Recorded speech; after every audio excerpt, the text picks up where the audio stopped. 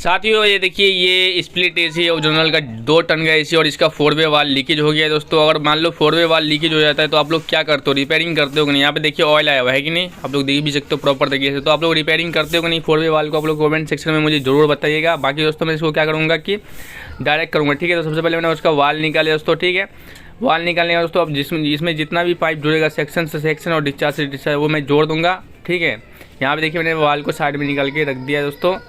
अगर आप लोगों को इसको कंप्लीट वीडियो देखना है दोस्तों तो मैं जल्दी लाने वाला हूँ 4 वे वाल के ऊपर में। तो आप लोग बताइएगा कि आप लोग रिपेयरिंग करते हो या फिर चेंज करते हो। थैंक यू सो मच आप सभी का।